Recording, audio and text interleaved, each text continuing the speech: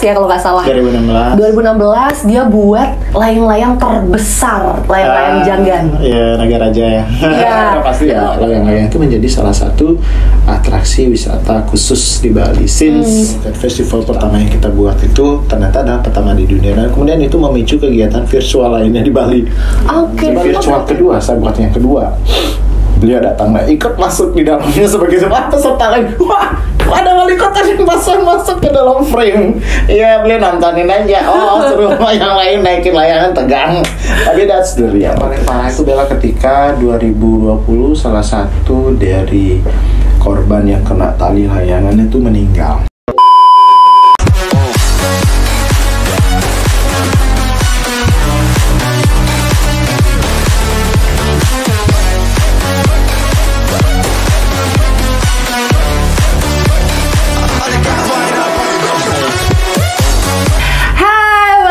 Bella-bellain talk show, berbeda nggak apa-apa, yang penting kamu bahagia, tidak merugikan orang lain, dan pastinya selalu berusaha untuk menjadi lebih baik lagi. Di sini udah ada Bella Octavia, di sebelah aku ada siapa tuh? Halo, Blida Sosto datang ya. Aduh, listnya tuh penuh banget loh, jadwal schedule-nya gila. Udah, aku tuh udah yang paling bawah gitu. Udah top of the list. Jadi aku udah 5 bulan yang lalu ini calling-callingan, tapi baru hari ini bisa ketemu Blida. Apa kabar Blida? Baik, sehat, alhamdulillah. Sehat selalu dong, harus akhirnya bisa ketemu Blida. Gimana nih Blida kegiatan untuk saat ini? Nggak banyak kegiatan ya, maksudnya kegiatannya semuanya rancu. Rancu, kenapa rancu? Karena hujan kah? Uncertainty ya, ketidakpastiannya penuh, banyak hal yang membuat kita menjadi rancu, nggak begitu banyak bergerak. Ini itu salah, kesana salah, ini salah. Jadi ya udahlah, let it flow. Ngiketin alur aja. Oke, jadi ya sambil nikmatin waktu luang ya juga ya Blida ya. Waktu luang ya bagus juga, jadi introspeksi juga. Nah mungkin ini different people udah ada beberapa yang tahu Blida, mungkin hampir semua. 80% orang Bali. Ada 80%. Wah, Blida ini yang influencer ramah, terus juga pelopor layangan, yang anak-anak suka layangan ya Blida ya. Jiwa saya itu. Oh jiwa, aduh. Blida, mungkin yang nonton nih pengen tahu sedikit ulasan cerita Blida dulu yang 2016 ya kalau nggak salah. 2016 dia buat layang-layang terbesar, layang-layang Janggan. Iya, Naga Raja ya. Iya. Pasti itu mereka udah tahu. Udah tahu banget pasti. Mungkin sedikit flashback deh Blida, gimana sih ceritanya itu? Bella juga pengen tahu. Apa sih idenya? Zero ya. Iya, kok gede banget loh Blida. Nah, jadi begini. Jadi kita awalnya itu semua berdasar dari knockdown system, full knockdown system. Jadi kita launching itu sistem di era tahun 2006 kita launching with full scale dari keseluruhan kategori layangan tradisional kita bawa. Waktu itu saya dengan teman-teman di ST Tunas Muda Batngandang Sanur. Nah itu bagian dari ini saya tuh sekelayangan saya dulu. Jadi kita bawain 2006 itu kita bawain full knockdown untuk Jangan, Bebian, sama Pecukan, yang which is bagi orang waktu itu wow bisa dilipat lah ya. Iya benar. Dengan konsep apa ya dulu ya. Ini sedikit berbau-bau reggae, sedikit berbau-bau siapa sih namanya, siapa sih penyanyi reggae yang terkenal dari Jamaika itu siapa ya namanya Blida? Ya itulah. Jadi saya menggunakan bendera beliau juga. Terus pokoknya apa ya, lupa sama temanya waktu itu. Jadi memang betul kita buat layangan tradisional itu menjadi knockdown. Jadi sangat simpel, kita butuh waktu 15-20 menit merakit satu layangan yang bertujuan untuk mengurangi kemacetan. Jadi mobilitas itu untuk membawa layangan besar nggak gampang ya. Jadi era tahun 90 masih gampang. Kita tas truk, wah rame-rame seru, keren banget. Rasa persatuan kita tinggi. Nakal-nakalan kita apa sih namanya, kenapa bro? Iya bro.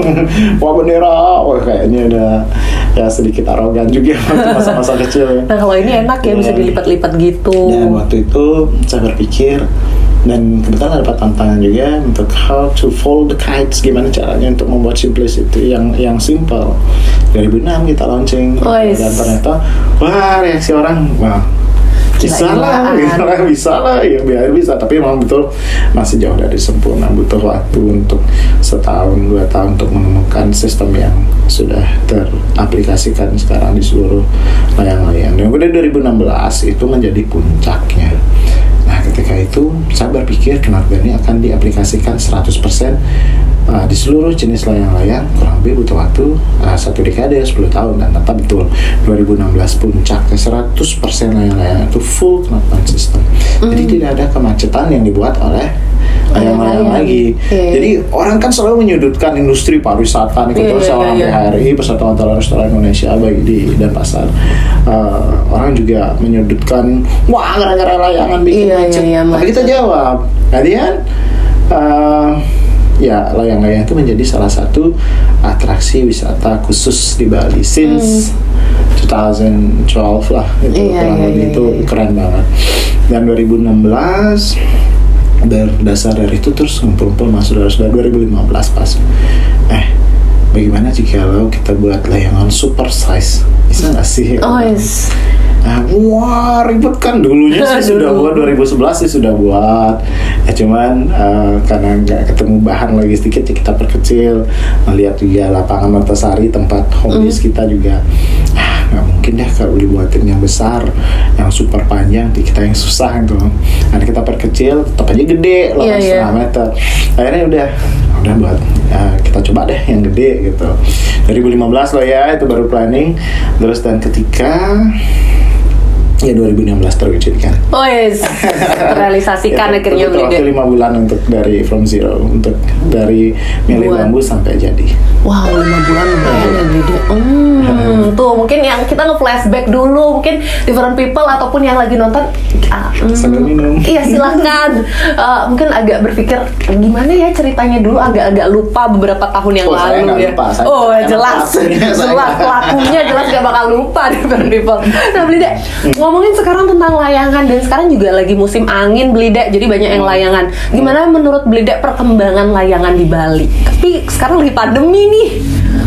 Nah ini dia challenge, tadi kan kita sempat berbicara uncertainty, ketidakpastian memberikan kita peluang untuk menciptakan suatu kreasi. 2020 pandemi ini muncul di bulan Maret tanggal 2, ulang tahunnya tanggal 2.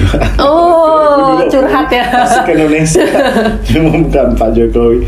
Jadi kita berpikir bahasanya ini banyak nih kegiatan kolosal di Bali kan, kita tahu nih kegiatan adat kita banyak banget. Dan yang paling dekat waktu itu kan adalah ketika ogoh-ogoh kan.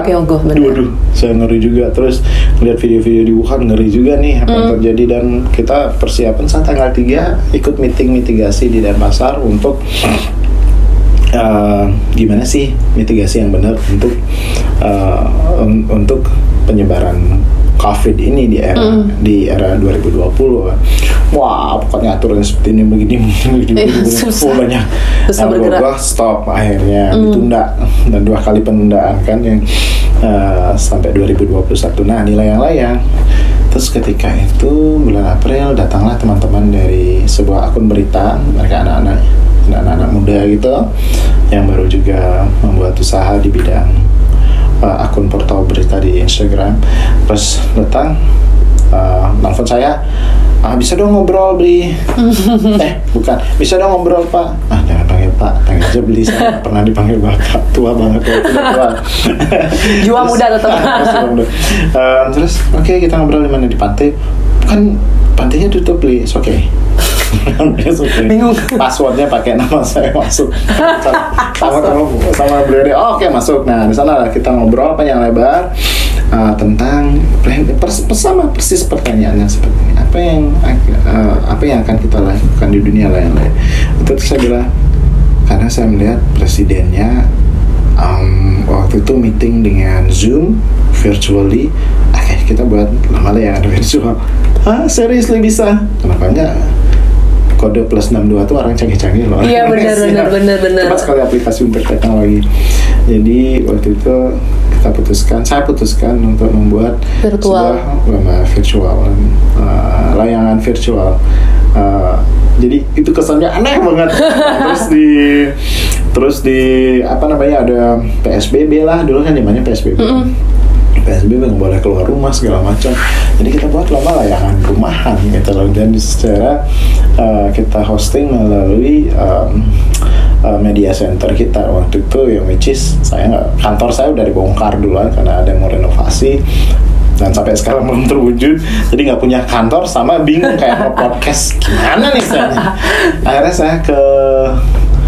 saya main-main ke Astra BMW di Gatot Subroto, kebetulan itu kayak kantor saya sendiri. 2000 years later. Oke, tadi itu seru banget obrolannya ya. Jadi itu adalah virtual pertama yang akhirnya Belidek buat, dan itu terbesar. Nah, virtual pertama di dunia. Di dunia, oke. Jujur waktu itu saya nggak pernah tahu kalau Virtual Cat Festival pertama yang kita buat itu ternyata adalah pertama di dunia, dan kemudian itu memicu kegiatan virtual lainnya di Bali. Oke. Oh, berarti emang maksudnya di tempat-tempat lain untuk layang-layang atau cat festival tuh nggak ada ya? Hampir seluruh dunia. Kita kan ada festival seluruh dunia di DFC Prancis, terus di Pasir Gudang di Malaysia, terus beberapa lokasi banyak di Cina, tapi India, Amerika. Belum ada yang virtual. Belum ada yang virtual. Ada katanya di Texas ya. Di Texas ada sebuah lomba layangan yang cuma nampilin foto doang gitu loh, nggak seru. Kalau kita mereka lebih awal 1 minggu daripada kita, ya cuma menampilkan sebuah pameran foto doang, bukan sebuah lomba. Sedangkan kita lomba virtual via Zoom waktu itu, dan kebayang orang akan melihat anak-anak layangan tuh apa sih, udah hitam dekil jelek. Aku nggak bilang loh. Aku nggak bilang. Itu fakta loh. Tapi Bella nggak bilang. Saya nggak bilang. Cuma saya sangat salut sama anak-anak Rari Angon saya. Mereka tuh sangat cepat sekali untuk beradaptasi gitu loh. Jadi ketika saya akan bilang buat virtual cat festival, mereka gimana caranya? Kalian terbangin dari rumah, terus gimana gini? Kalian videoin, satu orang videoin, satu orang naikin. Oke, pakai ini, wah pokoknya seru banget. Dan saya akhirnya I was having the largest kite field in the world. Jadi itu lapangan layangan terbesar di dunia. Karena kenapa? Satu sesi misalnya isinya ada satu seri ada 20 pelayang, ada 20 layangan. Ada yang Nusa Dua, ada yang di Nusa Penida, ada yang di Kelungkung, ada yang Pasar. Jadi itu kan lapangannya luas. Dan kebetulan waktu itu kita kedatangan banyak media yang meliput, dan salah satunya itu adalah Cable News Network, CNN yang datang. Dan awalnya mungkin karena kita menyelenggarakan di sebuah kantor showroom brand, kalau boleh sebut merek kan ya, boleh dong. Itu brand mobil BMW, which is saya merupakan itu bagikan kantor buat saya sendiri. Dan mereka berpikir ini semuanya tentang sponsor, no. Dan ketika orang CNN datang, saya lagi memilah-milah layangan, oh ini yang pantas masuk ini. Tanya sih ada teman kita si Yuda, Yud kamu tolong dong handle dulu.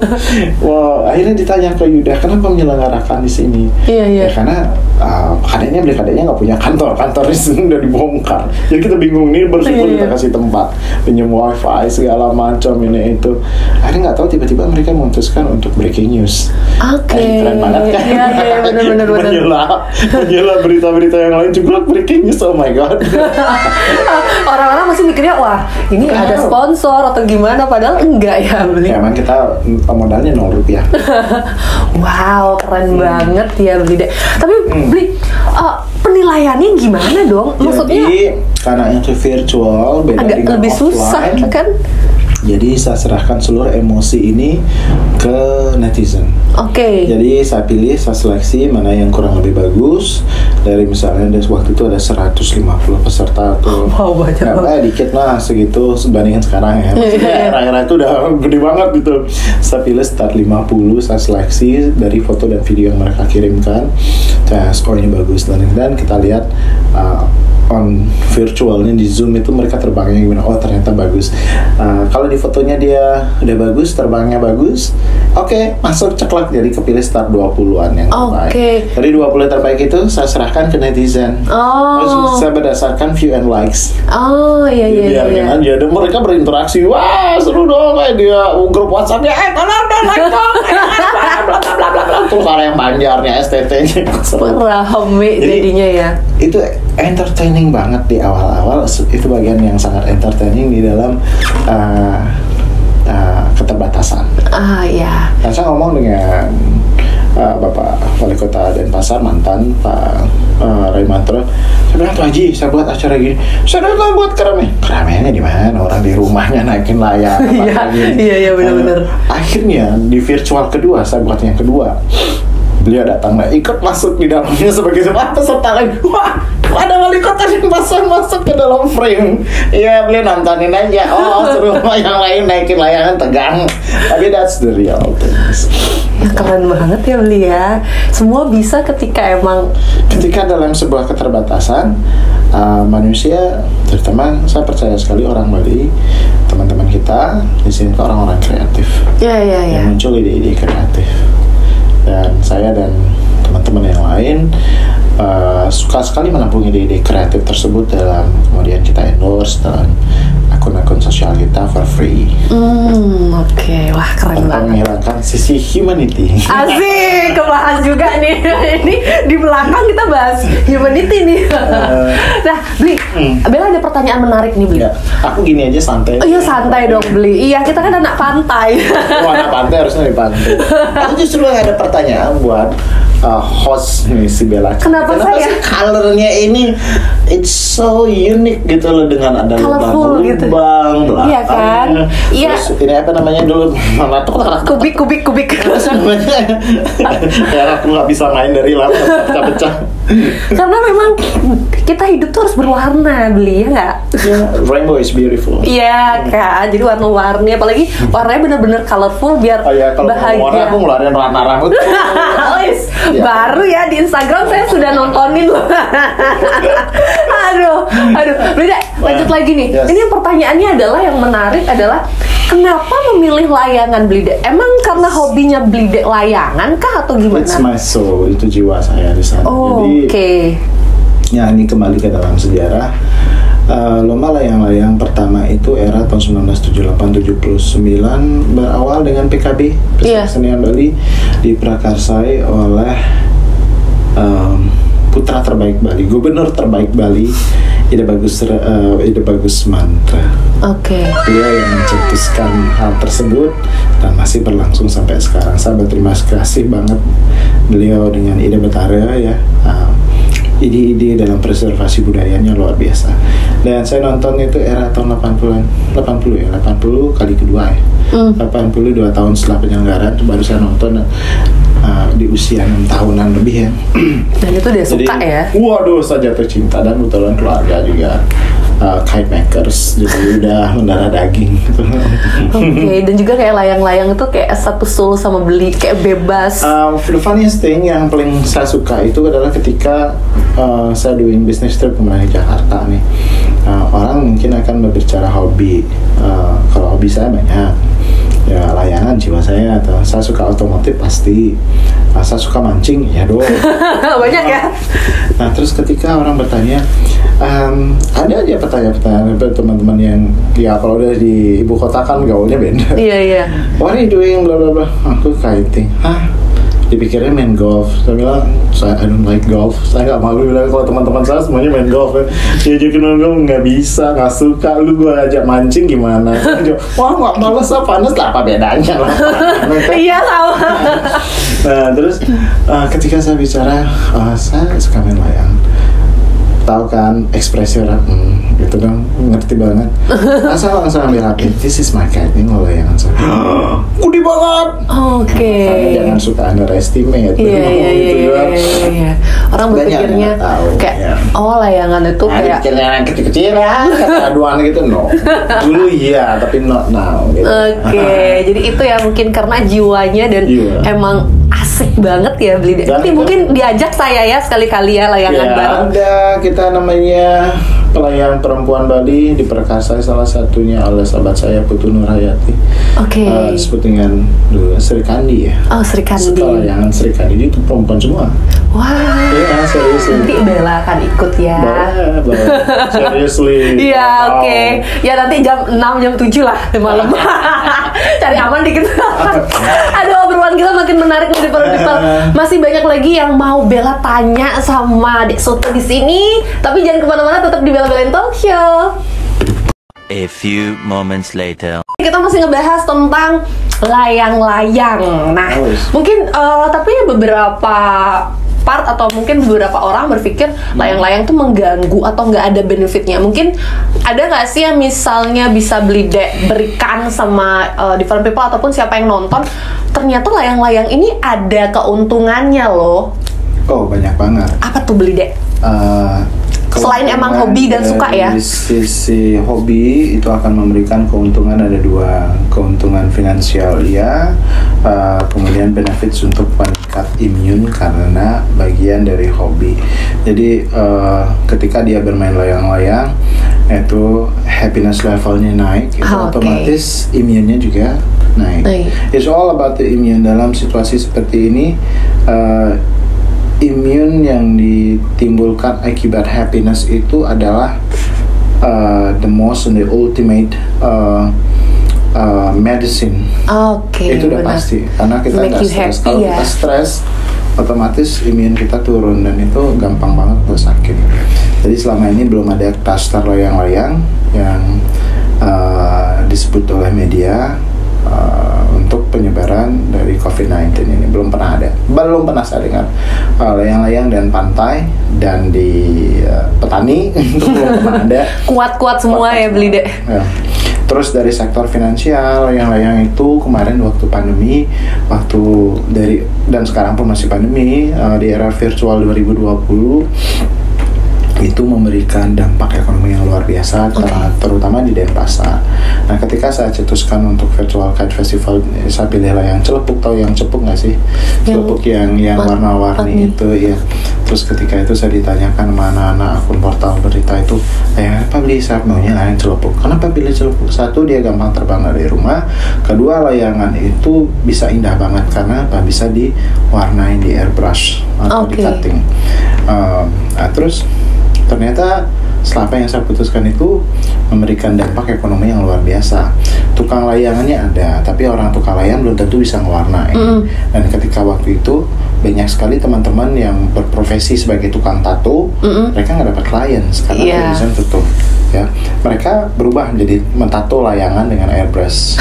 Ya, seriously, dan itu mereka hargai 100.000 per meter persegi. Layangan itu rata-rata size-nya itu 2 meter, jadi kan lebih mereka mendapat 200.000 per satu layangan, dan per satu hari mereka bisa ngerjain 3 layangan, 600,000. Iya. Dan itu sebulan salah satu seniman airbrush layang-layang waktu itu di Kasiman, saya tanya, kamu kemana? Saya beli mau interview dong, mau buatin misalkan ada virtual yang kedua, sama interview kamu dong. Saya nggak bisa mancing. Hah? Kamu mancing? Iya, di kemana? Kerasa. Coba nggak? Iya beli, karena katanya kamu nggak ada uang. Tapi sekarang lumayan beli itu. Karena kemarin saya udah sibuk banget. Berapa kamu ngerjain layang? 3 layangan per hari. Hah? Kali 30, sehari 3 itu sekitar 600.000 non-stop 1 bulan kali 30 sebenarnya 18 juta. Wow. No wonder banget. Jadi saya to me untuk ini, saya bilang enggak lah, ini universe yang membuat kita. Tapi kita kreatif tetap ya. Dan ya betul. Jadi salah satu dan kemudian dari Aircraft Denpasar juga sempat membuat sebuah kajian ya, ekonomi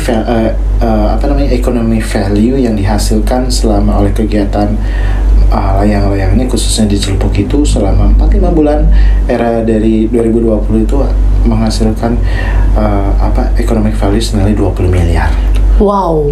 Amazing banget karena satu orang memiliki 3 sampai 4 layang. Satu layang harganya costnya 400 sampai 500 ribu dan ada puluhan ribu layang-layang dan pasar saja. Belum berbicara Bali, belum berbicara daerah Jawa, Sumatera, Sulawesi. Waktu itu ketika itu saya pesertanya kita sampai dari Sulawesi pula, Lombok segala macam dan itu spreading like a virus. Tapi dalam kondisi positif. Iya. Jadi ekonominya bergerak banget. Dan sekarang justru kebalik. Di era orang sudah mulai mengikuti protokol kesehatan dengan bagus. Di era orang sudah mengikuti vaksinasi dengan rate di atas 70%. Justru banyak kegiatan-kegiatan offline justru dilarang. Saya juga aneh gitu. Padahal layang-layang ini sangat penting sekali. Kalau layang-layangan di offline, ya, dia terbang di lapangan, di pantai, itu memberikan berkah buat pedagang-pedagang UKM kecil. Iya. Lumpia, dagang bakso, dagang lawar. Rame. Saya sering posting di Instagram saya.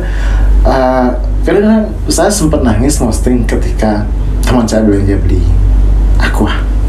Keras ya bapak ini ngajak anaknya, lu udah gak kerja dijual lagi 2.000. Wah, ini loh yang gak disadari pemerintah. Iya. Banyak kegiatan positif ini dan sok kepada pandemi aja gitu loh. Iya. Yang paling nyata itu ekonomi. Dompet orang tuh berkurang, yang kaya makin tajir, yang miskin tambah melarat. Nah, kalau orang kaya nggak mungkin kerja kasar, ya kan? Nah, orang miskin yang akan kerja kasar ini jangan sampai mati dong. Iya. Mereka bingung, cari tenaga buruh di mana segala macam kan begitu. Nah, kasarnya. Jadi kenapa juga pemerintah saya lihat agak-agak kurang belajar dari pengalaman gitu loh, mana yang bisa dilaksanakan, mana yang enggak, harusnya begitu gitu loh. Dan sampai saat ini belum pernah ada namanya klaster pantai, klaster layangan, belum pernah ada. Karena memang tempatnya memberikan ekonomi dan tempatnya luas ya. Iya, saat pariwisata kita terpuruk. Mereka tuh jual layangan loh ya. Mereka jualan layangan, berubah profesi jadi undagi layangan, celepuk, apakah itu mereka jual. Dan helpful banget. Iya, benar. Dan membantu keluarga banget. Dan waktu itu ada Satpol PP ketika tahun 2020 melarang orang seingat saya itu ada anak area Angon yang di PHK. Ada yang diberhentikan lah, nggak tahu apa ya, di sebuah hotel, W Hotel masalahnya. Jadi dia nggak punya income, dia sama bapaknya buat layangan, dia jual di pinggir jalan di atas mobil pickup gitu. Nah itu dibubarkan Satpol PP, marah banget, saya langsung labrak Satpol PP, saya komplain besar juga ke jajaran birokrasi, this is not good. Ini loh mereka cari makan baik-baik tuh. Iya. Terus zaman PPKM, PSBB itu orang jalanan juga nggak macet, mereka nggak bikin macet loh. Pemerintah mau ngasih mereka makan nggak? Mereka looking bukan buat keramaian. They're trying to live, to get living ya. Dari asal tangan mereka sendiri, nggak korupsi juga, nggak ngejarah juga, nggak. Mereka jualan dengan benar-benar. Wah, saya bela bisa-bisa.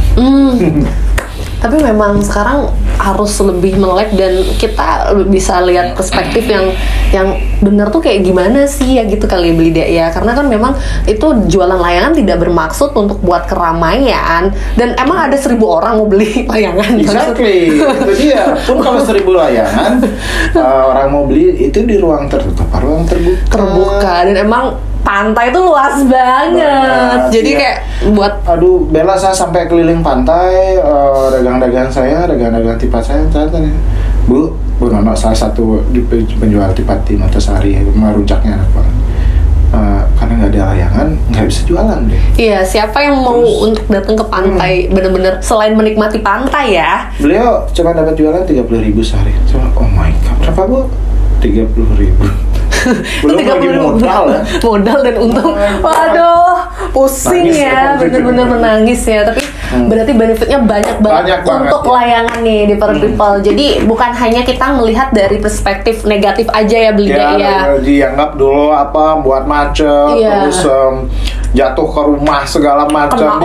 Itu fakta busuknya. Saya bilang itu fakta busuknya, emang betul. Kadang-kadang saya juga agak tegas dan agak marah juga sama teman-teman area. Tolong dong jangan nginapin layangan terlalu tinggi segala macam, nggak usah turunin. Jangan, tapi kalau jatuh talinya kena kena orang, atau bisa jatuh di rumah ditarik. Nah misalnya di sanggahnya nih jatuh, wah jatuh sana ditarik salah satu bangunan sucinya orang. Nah, itu biayanya besar banget. Dan yang paling parah itu Bella ketika 2020 salah satu dari korban yang kena tali layangan itu meninggal. Oh yes. Dan saya melayat.